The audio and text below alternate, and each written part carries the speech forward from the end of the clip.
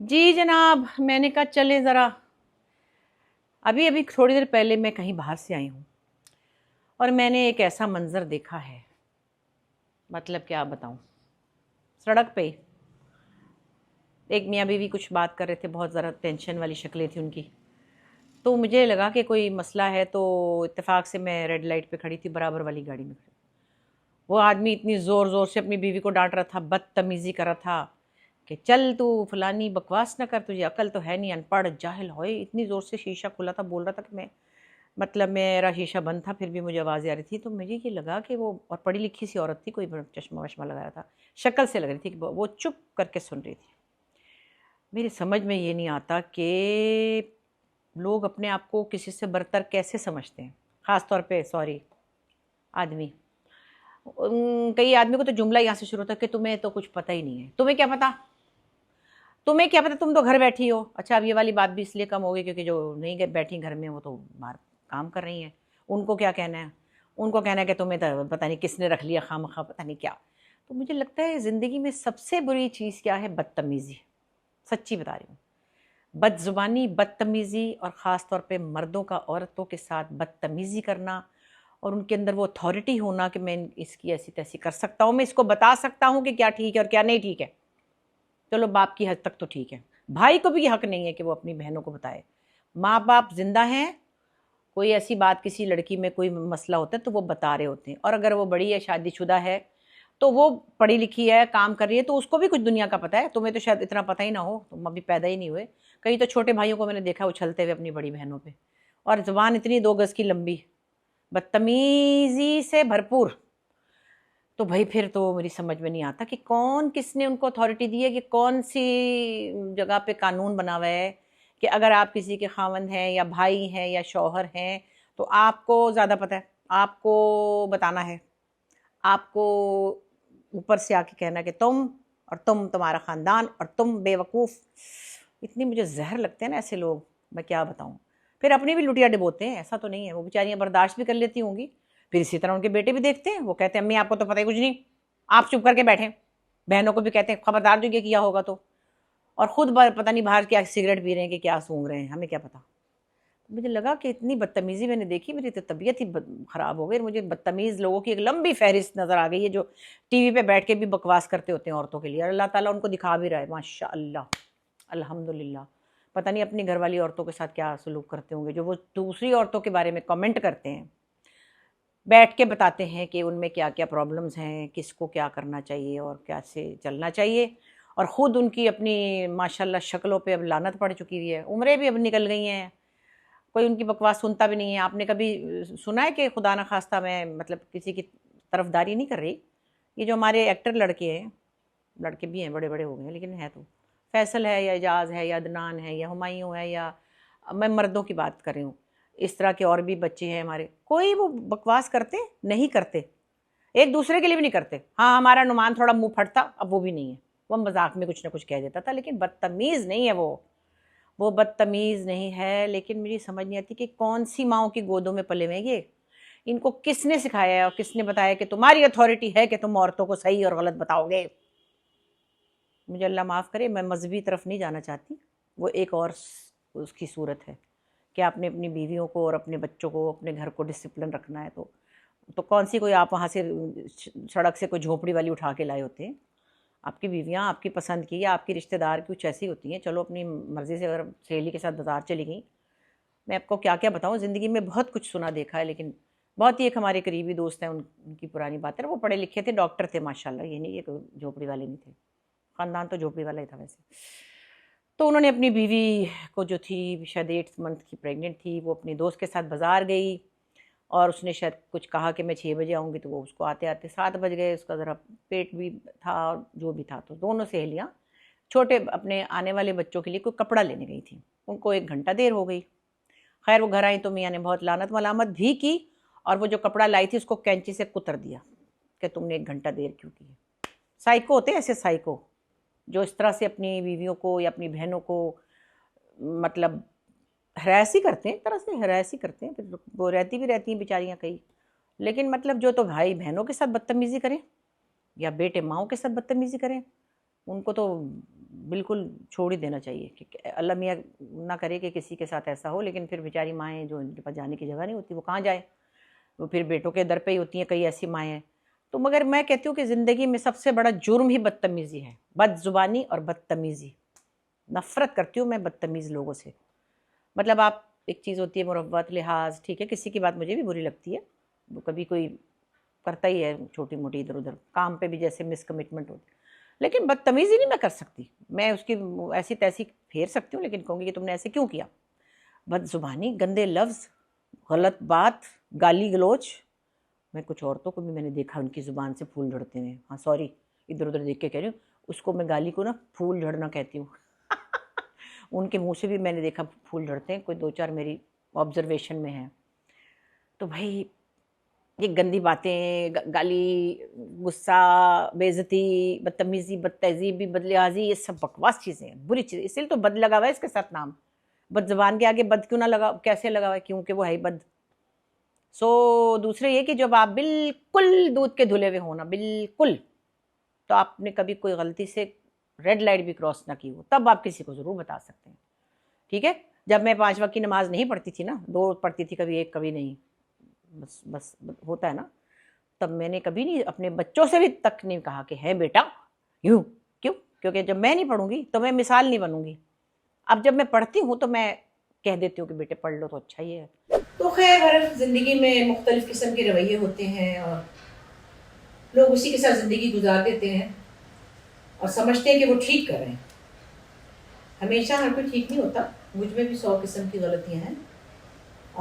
लेकिन औरतें मुझे लगता है कि काफ़ी हद तक कोशिश करती हैं बात को संभालने की। जनरली स्पीकिंग, मैं उनकी बात नहीं करी जिन्होंने अपनी प्रेग्नेंट बहू को काट के, तो वो तो कोई जंगली जानवर ही है, वो कोई औरतें थोड़ी, पता नहीं कौन है। जहालत, ये है वो जहालत जिसका कि हम 25-30 साल से देख रहे हैं कि आहिस्ता आहिस्ता होते होते कहाँ तक आ गई है वो जहालत कि आपने मतलब एक जिंदा लड़की के पेट से बच्चा निकाल के अपनी बेटी को देना।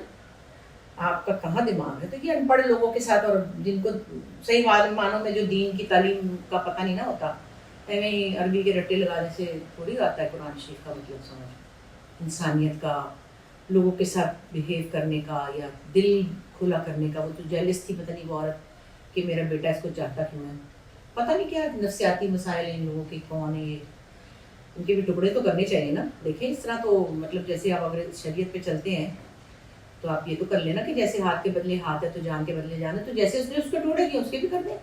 बट ये तो सीधी सी बात है, इसमें कोई नई बात तो है नहीं जो मैं बता रही हूँ। बहरहाल होगा तो कुछ नहीं, वही होता रहेगा और यही हम देखते रहेंगे और फिर हमारा दिल दुखता रहेगा। आज बशीर गया है अपने बच्चों को लेके अपनी ससुराल में उनको घुमाने फिराने, तो मैंने कहा चलो भाई मैं ज़रा थोड़ी सी अपनी शाम डब्बे भी लगा लूँ और मैं भी थोड़ी देर में वॉक पे जाऊँगी, क्योंकि मैंने अपने आप से आज वादा किया है वॉक करनी है करनी है करनी है। बाकी ये कि ज़िंदगी के दिन गुजर रहे हैं, ये शाम गुजर गई, एक और शाम आएगी, मगर ये शाम तो वापस नहीं आएगी। अब मुझे ये गाना बहुत याद आने लगा है जुनैद जमशेद का, मेरा प्यारा दोस्त। ये शाम फिर नहीं आएगी, इस शाम को, इस रात को आओ अमर कर ले, अमर कर ले। ऐसी कई दफ़ा सादा सादा बातें जो है वो ज़िंदगी में कितनी रेलेवेंट हो जाती हैं कि वो आपको तकरीबन हर ऐसे मरहले पे याद आती हैं जिसका आपने सोचा भी नहीं। खैर अब तो मैं ये सोच रही हूँ, आजकल मेरा दिल क्या चाह रहा है कि मैं जो वाइट सोफे हैं ना, इनका कपड़ा बदल दूँ। एक तो ऊपर से नीचे आई, फिर यहाँ आके करवाए थे 3 साल पहले, तो अब वाइट है ना, तो वाइट, और मुझे शौक है वाइट का भी, तो फिर वाइट ही करवाऊंगी। लेकिन वो धब्बे शब्बे लग जाते हैं ना, तो अब मैं चली गई थी बाहर उस वक्त, अब आके देख रही हूँ तो एक एक चीज़ पे ज़रा गौर हो रहा है, ये क्या ये क्या ये क्या। तो अब सोच रही हूँ कि सोफे का कपड़ा बदलवा लूँ। आपको पता है बाहर क्या होता है, अब मेरी मान ने सोफ़ा बदलना था, वहाँ तो ये मजाक नहीं है ना कि हमने कपड़ा लिया, बंदा बुलाया, घर में बैठ के सोफ़ा बदल दिया। वहाँ तो आपका सोफ़ा आपने बदलना है तो पहले वाला सोफ़ा आप सड़क पे रख दें, तो कोई ले जाए तो ले जाए, नहीं तो फिर वो अगर आपने किसी को लोड करवाना है तो उसको पैसे भी देने पड़ते हैं।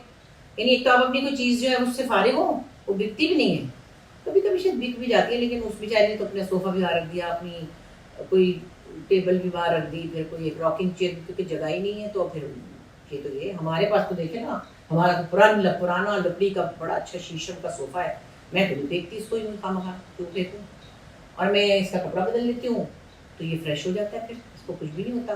फिर पुरानी कुछ चीज़ों से आपकी एसोसिएशन होती है। जैसे ये है, इसको भी 25-30 साल हो गए मेरे पास, ये मलेशियन है।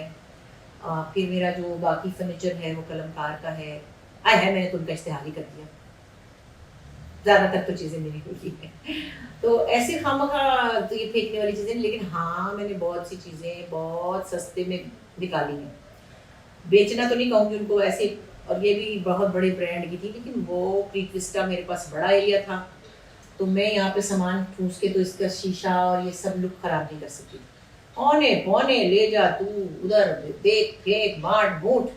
मैंने कहा मैंने यहाँ लेकर ही नहीं जाना कुछ फालतू। ये भी एक काम है कि आप अपने दिल को पक्का करें और अपने आप को कहें कि अब मैंने इसको यूज़ कर लिया, अगर मेरे पास इसकी जगह नहीं है, मैं इसको ठूसना नहीं चाहती, तो मैंने इसके पैसे वसूल हो गए, मैंने बड़ा मज़ा कर लिया इसके साथ, कोई बात नहीं, किसी और के काम आएगा। तो कुछ चीज़ें तो थोड़ी थोड़ी सस्ती सस्ती दोस्तों को भेज दी, क्योंकि उन्हें पता था कि चीज़ें बहुत अच्छी हैं। और कुछ ऐसी थी जो बशीर के गांव चली गई, कोई मिसेस एंथनी को चली गई, अलमारियाँ शलमारियाँ जो भी थी। तो अपनी चीज़ें, अपने कपड़े, अपना सामान ज़रूरत से ज़्यादा भरने से आपके ऊपर एक लोड आता है, और हिम्मत करके अपने कपड़े जूते अपना सामान छांटना चाहिए। जी, अभी भी मैं कहती हूँ मेरा घर बहुत सामान से भरा हुआ है मेरे पास, मतलब मैं किसी वक्त देखती हूँ ऐसे बैठ जाती हूँ नहीं कि क्या चीज़ जो है मैं कम कर सकती हूँ, मतलब एक बला की तरह मैं अपने सामान को, लेकिन अब मेरा हर कोने में अप्रोप्रिएट सामान है। कोई चीज़ ऐसी नहीं जो टकरा रही हो, कोई चीज़ ऐसी नहीं जो मुझे बॉदर कर रही हो, जो सर पे सवार हो। देखिए सामान हल्का करने के लिए भी एक आपको हिम्मत चाहिए। आपको पता है बाहर के लोगों में वो जो सामान जमा करते हैं उनको क्या कहते हैं, होल्डर्स। और फिर उनके लिए पूरी कम्युनिटी उनको मनाती है कि उन्होंने अपने बचपन की चुसनी से लेकर अपने बुढ़ापे की ऐनक तक रखी होती है, और उनके घर में चलने की जगह नहीं होती। वो आप देखा करें कभी शो, उसका नाम है होल्डर्स। इतना कचरा होता है, इतना कचरा होता है कि उसमें मतलब उनके लिए सोने की भी जगह नहीं होती, किसी गंदे से सोफे पे पड़े होते हैं, पर वो वहाँ पे एक चीज़ भी नहीं फेंकना चाहते। ये मेंटल केस होते हैं, नफ्सियाती लोग होते हैं। जो लोग अपने सामान से इतना प्यार करते हैं ना कि अपने घर को तबाही कर लें, वो नफ्सियाती मरीज है। सचमुच है, मैं ऐसे ही उनको ताना नहीं मार रही। वहाँ पे उनके साइकियाट्रिस्ट आके पहले काउंसलिंग करता है, उनसे बात करता है, फिर उनको समझाता है, फिर वो आहिस्ता आहिस्ता तैयार होते हैं, फिर वो इमोशनल हो जाते हैं। नहीं मेरी ये चीज़ मेरी माँ ने दी थी, ये मेरी बहन ने दी थी, ये मेरी अंगूठी जो मेरे बचपन की है, मेरा स्कूल का होमवर्क जो है वो पड़ा हुआ है, मेरी पेंसिल है। फिर उनको समझा समझा के लड़ाइयाँ भी हो जाती हैं, लेकिन सामान 100 बरस का है, बल की खबर नहीं।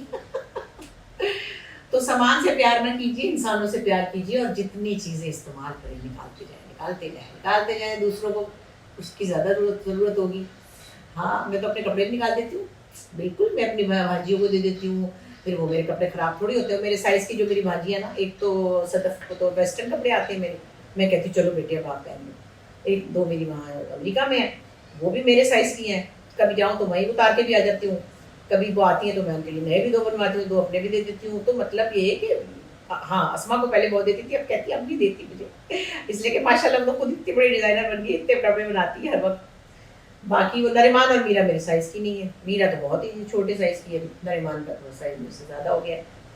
खैर चलिए, बस ऐसे ही मैंने कहा आपसे आज गपशप करूँ। लेकिन मैं ये बता दूँ, ये बड़ा ज़रूरी है, सामान इकट्ठा मत करें, उतना ही रखें जितना आपके लिए ज़रूरत है। ज़रा एक्स्ट्रा चीज़ें हों तो उधर उधर निकाल दें, किसी के काम आ जाएगी। और ज़रूरी नहीं कि ख़राब चीज़ें आप किसी को दें। जब एक ख़राब चीज़ आप यूज़ नहीं करेंगे तो दूसरों को कैसे देंगे? ये तो ठीक बात नहीं है ना कि आप कहेंगे कि ये बड़ा ख़राब है, कि फट गया, ये टूट गया, ये फलाने को दे दो। नहीं, फिर आप उसको कहें तुम फेंक दो, और अगर चीज़ ठीक है तो आप उसको दे दें। आज देखें अपने घर के मुख्तलिफ़ कोनों में आपसे बैठ के बात करेंगे, है ना। ये मेरी हुसैन साहब की तस्वीर है। हम लोग गए थे लंदन वीना के घर, और फिर वहाँ से हम गए थे रोम, पेरिस, कुछ साल हो गए। तो ये फिर उन्होंने, बल्कि उनको तो इतना तस्वीरों का शौक़ ही नहीं है। अस्मा ने कहा कि बाजी मेरी तस्वीर आपने कोई नहीं लगाई। मैंने कहा है, अच्छा हाँ भाई ठीक है। तो मैंने लगा ली, और एक और भी उधर रखी हुई है। तो आप कहते हैं ना होम टूर दें, होम टूर भी, होम टूर क्या दें, इतना सा तो घर है हमारा, ये लाउंज है। हाँ, 4 बेडरूम हैं, मैंने आपको अपने बेडरूम में बातें करती हूँ आपसे, लेकिन मैंने आपको अपना मेकअप रूम भी दिखाया था।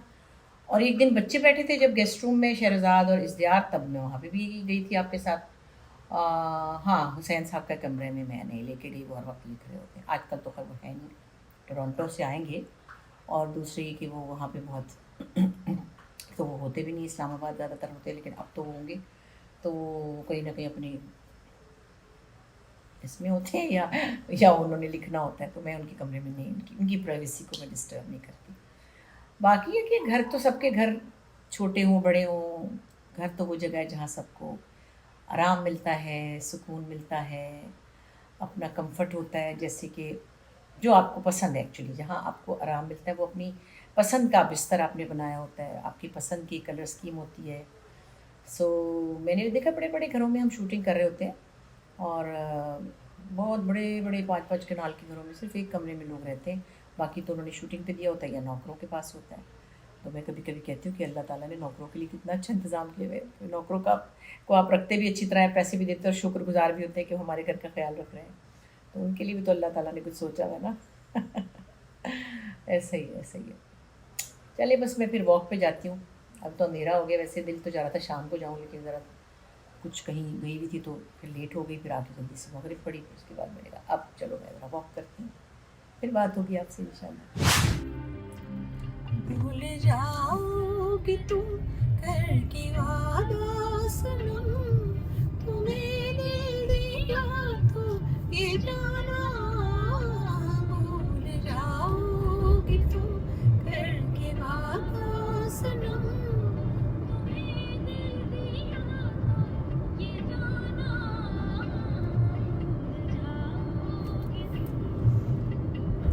क्या बात है, सलीम रजा साहब ने गाया था बहुत सालों पहले, और अभी हुमैरा चन्ना ने दोबारा कुछ अर्से पहले गाया था। बड़ा पसंद है मुझे ये गाना। गाड़ी अपनी चला रहे हो तो अपनी लाइफ अपने कंट्रोल में होती है, अल्लाह के बाद।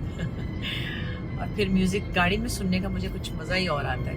मैं जैसे ही गाड़ी चलाती हूँ, एक्चुअली गाड़ी इसीलिए चलाती हूँ ताकि अपनी मर्ज़ी का म्यूज़िक सुनूँ। हालांकि बेचारा बशीर भी कुछ नहीं मुझे कहता, लेकिन मुझे अपने साथ अपनी मर्ज़ी का म्यूज़िक सुनना अच्छा लगता है ना। थेरेपी कराने जाती हूँ तो आजकल खुद ही चली जाती हूँ, क्योंकि बहुत, एक तो करीब है, दूसरे मुझे ड्राइविंग अच्छी लगती है म्यूज़िक के साथ।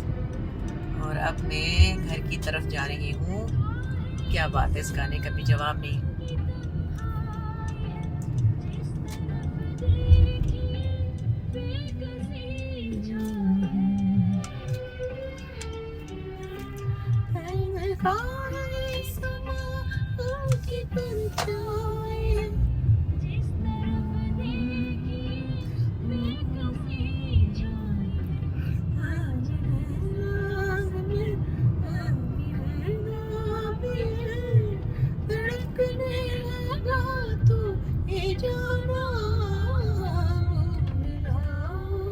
शायरी भी देखिए आप, फिल्मी शायरी थी, पाकिस्तानी गानों की शायरी, क्या बात है। मुझे पता नहीं है किसने लिखा था, लेकिन बस जवाब नहीं है। मैं कहती हूँ हाँ हाँ, मज़े के गाने हैं ये, कभी नहीं ख़त्म हो सकती इनकी खूबसूरती, इनकी लज्जत। हाय, बस इसके साथ ही बहुत से ज़माने याद आ जाते हैं। हमारे घर में हर वक्त रेडियो चलता रहता था सुबह होते ही, और गाने आते ही रहते थे ये वाले, तो कान में पड़ते ही रहते थे। और ज़ाहिर बचपन में टेलीविज़न तो नहीं था, लेकिन रेडियो चलता रहता था।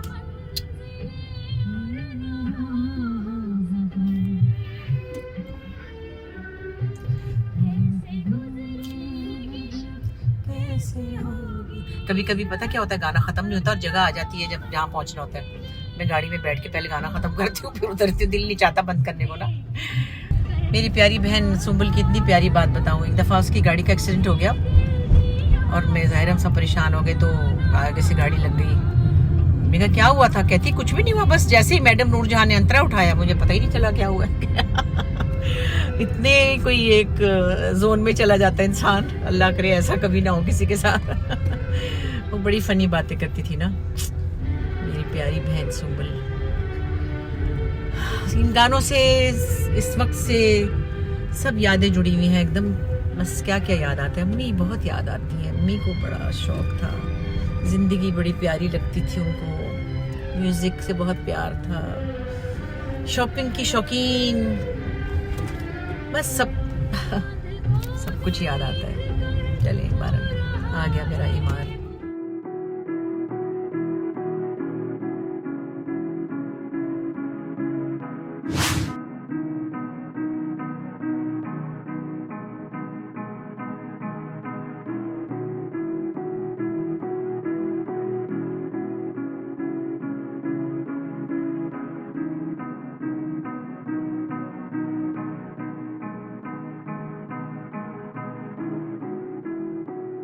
दिसंबर आने वाला है कल, कोई स्वेटर नहीं है। बहरहाल ये भी अच्छा ही, हमें आदत ही नहीं है, हम ऐसे ही खुश रहते हैं। वहाँ तो स्वेटर पहन के मज़ा ही नहीं आता किसी चीज़ का। आराम से कपड़े पहने, ये जाओ जाओ। हाय लेकिन बात हो रही है, वाह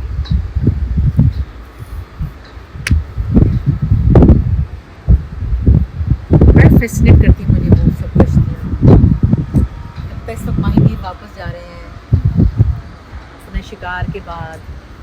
बस मौसम तो आ गया है, लाएंगे तो फिर इंशाल्लाह मज़ा करेंगे।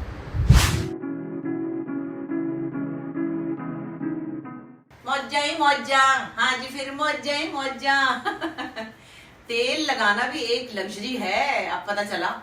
हाँ भाई, मैं एक जमाने में अम्मी हमें लगाती थी तेल, और मैं शीशे में अपने आप को देख के रोती थी कि मैं कितनी बुरी लग रही हूँ, मेरी कितनी बुरी शक्ल है तेल वाली, मगर अम्मी लगाती थी अच्छी तरह।